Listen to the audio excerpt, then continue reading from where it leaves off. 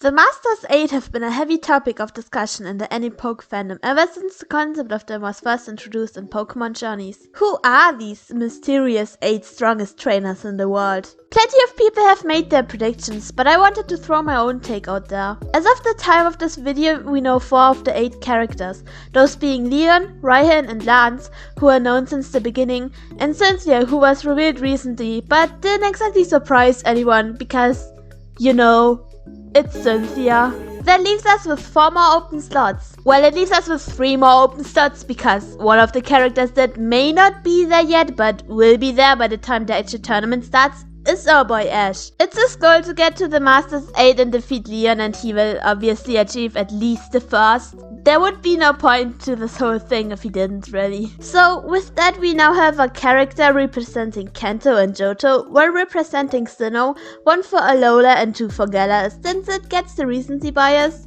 Or I guess Ash counts as Kanto representation too, but more Alola. Either way, it gives us 5 out of 8 on regions. And would you look at that, there are 3 characters left. And that makes me think that they will show off Hoenn, Unova and Kalos as well, so that every region plays a part in the championships. The 6th spot I'm going to give to Iris. She's I wrote down fan favorite character here, but she's not really that, is she? Iris is a character liked by plenty of people, and she is a past protagonist. She has already reappeared once in Journey's Server World Championships match with Ash, so we know she's participating, and she was revealed to be the champion of Unova too. She's gotten build up in Journeys, and I think that makes her a pretty safe pick, honestly. It would be obvious to point to another match against Ash, and I would love the two, but do you know what I also think would be neat?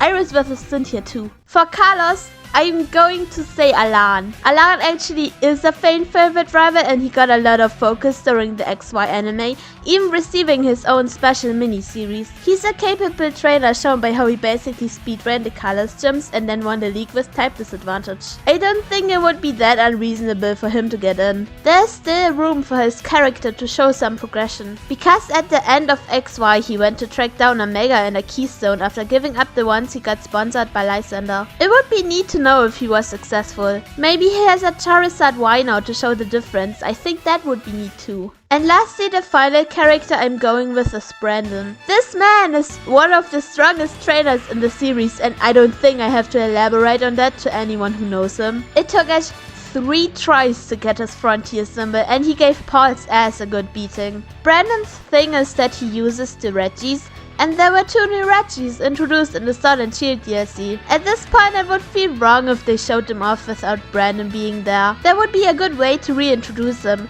Have him catch Regieleki and Regidrago and then say he's in the Masters 8. Quick round of characters I don't want to see appear in the Masters 8. Steven. He had his time to shine in XY, which all in all isn't too long ago really. And on top of that, I don't want every character in the tournament to be a champion. Brandon is the more interesting option for whole representation. Dianza. Same reason as Steven basically. And I can't really see her in the World Championships. She's a busy person. B. I wish B the absolute best. I love her. But we already have 2 Gen 8 characters and we've seen her battle plenty. Sorry girl. Hop, Beat, Mani or Gloria.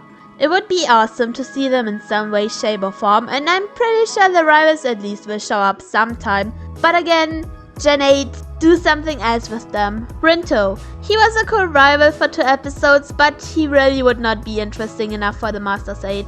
Paul. I don't want Paul to show up again in general. Of course I adore him, who doesn't? But his character was left on such a perfect note.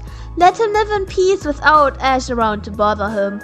Trip, Cameron and Virgil. Gary, I don't know why you would think he'd be there if you watched the show, but he's got his own life, he's Go's rival now. No. Speaking of Go, yeah, him too. Like, what? Why would he be there? Characters I think would be neat but are highly unlikely. Silver, Wally and Hugh. They've never appeared in the mainline anime. Any of the male game protagonists, same as the 3 mentioned rivals. If anything, they only get movie appearances, or in Ethan's case appear in a spin-off.